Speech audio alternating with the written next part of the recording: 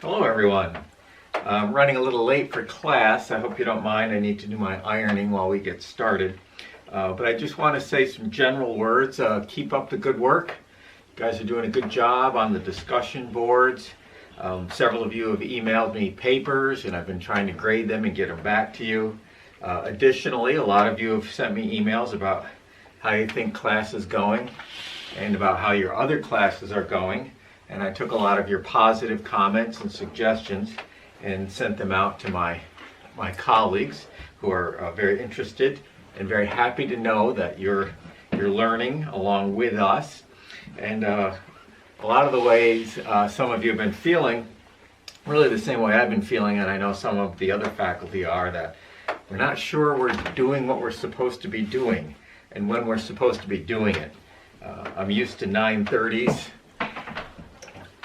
on Tuesdays and Fridays showing up for my short stories class, and now Tuesdays and Thursdays at 9:30 rolls around and I'm thinking, should I be grading? Should I be making a video? Maybe that's why I'm running late this morning. But at any rate, you find a new rhythm to your day. I've been getting up every day or sometimes the night before making a list of what I need to do. Night before works really well because then first thing in the morning I can look it over and get started. So make a list, lay out your whole week. That's really been helpful to me because it's hard when your days don't have any specific structure, those of you who aren't working. But you should have a lot of time. Think of the positives. You're saving a lot of money on gas and wear and tear in your car. You're learning not only what you're supposed to be learning, but you're learning a new way to learn. And that's going to pay off in the future. I wish I was still with all of you, and I know you wish you were with me, but learning something new is always good. And probably in the future you're going to be learning this way, having meetings this way, and it is maybe the wave of the future. In fact, this is probably just going to bring it on even quicker. But you know me, I'm still old school, so I'm looking forward to getting back to campus someday and getting back to work with students in the classroom. So let's have a great class. Thanks. Oh, and one more thing I almost forgot. Thinking about the future and getting back in the classroom, advisors are registering students for summer and fall. So if you don't have an advising appointment and you are even considering coming to Columbia Green this summer and fall, email your advisor. Now, if you've forgotten who your advisor is, we do have a general email address for all advising. It is advising@sunycgcc.edu. And just a moment while I iron the yoke of my shirt, a little shameless plug. This fall I'm teaching American literature, colonial times to 1899. And of course many English 102 classes. Hopefully none of you will need those. And expository writing, which is really a terrific class. We write nonfiction, we sit in a circle. It's a little intimidating at first. Students read each other's papers and comment on them, but every student who has taken that class talks about what a valuable and special, really special experience that it was. So don't be afraid to sign up for expository writing. Many of you write very well and would love it. And those of you who still want to improve your writing, which should be all of you, there's always room for improvement, you can sign up for it too. So at the very least, advising SUNY CGCC, send an email to that address saying, hello, I want to register for fall classes. What should I do? So, see you there.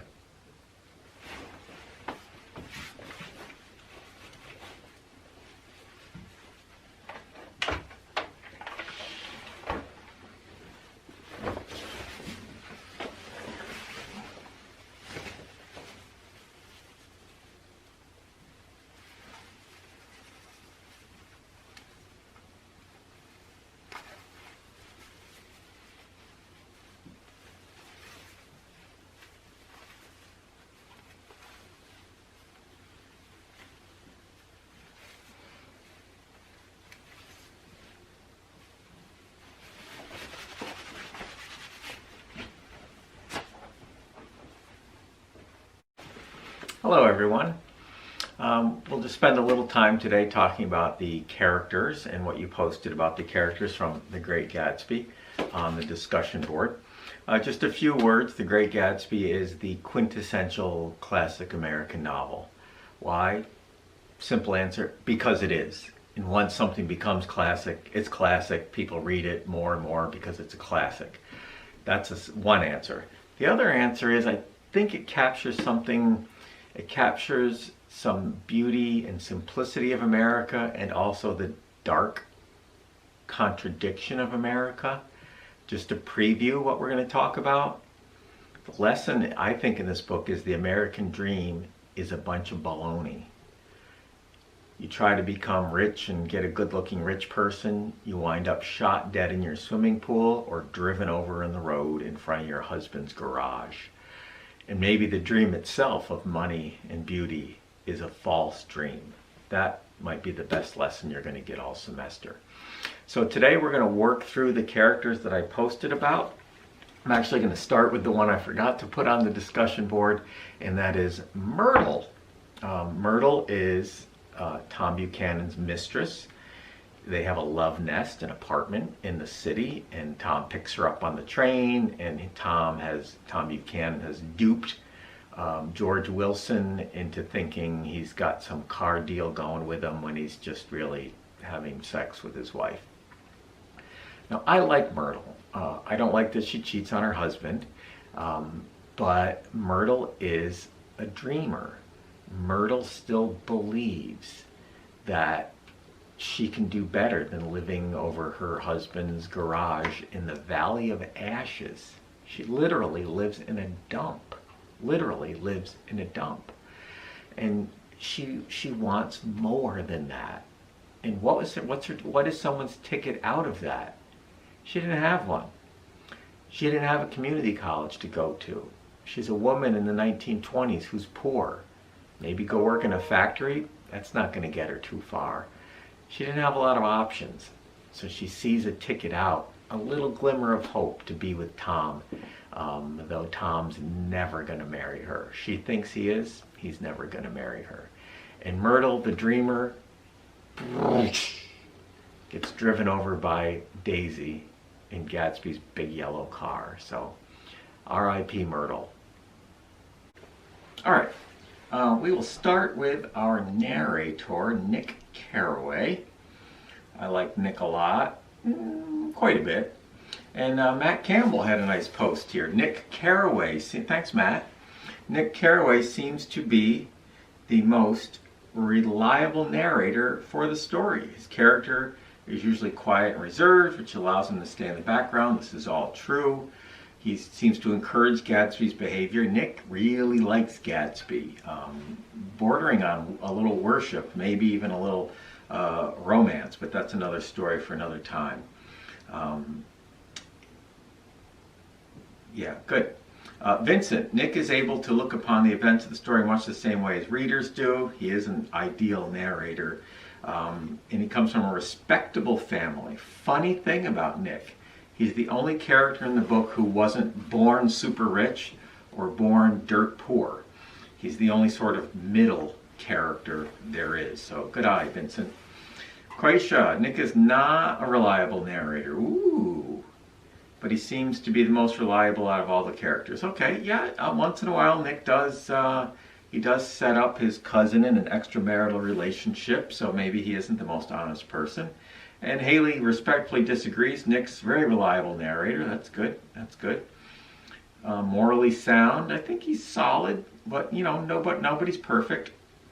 Molly checking in seems honest, good judgment. I like that. Emily says he fits in very well, and he does fit. He fits in with all of them, maybe too well. When you don't judge people, and remember his opening line in the book, he tries to remember what his father taught him, to reserve all judgments, because not everyone was born with the advantages that he has had. So that's a person who people trust. And Paige, we understand the book through Nick's eyes, and he definitely shapes it. He is from the Midwest, just like every other character in the story. He's honest, loyal, humble. So yeah, I like Nick a lot. Nick is, in a lot of ways, our main character. What do you say? It's called The Great Gatsby.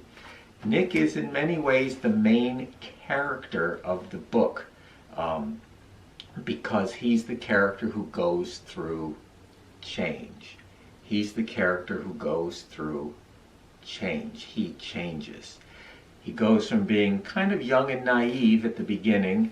At the end, he does make judgments. He does leave the East where he came to make his fortune. He says, I don't want to make a fortune. This is what rich people are like. Count me out. Count me out. In my younger and more vulnerable years, my father gave me some advice. I've been right there. In my younger and more vulnerable years, which means when he's telling us the story, he's old, less vulnerable, wiser. So good job on Nick. Let's go to Nick's cousin, Daisy. And we've got something for Evans here. Evans, thank you, Evans, very much. Daisy's only committed to her fortunes, but because this is the early 1920s, she better learn commitment to that before it's the 1930s. Good historical note, Evans. We can always count on you for that. We'll get back to your comments. Ashley, Daisy seems reckless, sly, and deceitful. Can't disagree with that. Molly, Daisy seems selfish. Emily feels bad for Daisy. I like that, Emily. I'm going to stick up for her a little bit too. Some other really good comments here. Haley calls her a gold digger. Her infatuation with wealth is detestable, says Vincent. Ooh, good word. She marries a man for his wealth, even though she does not love him.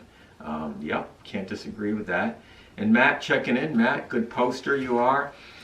Daisy is just as unstable as her husband. They're actually very stable. They cheat on each other, have money, and stay together.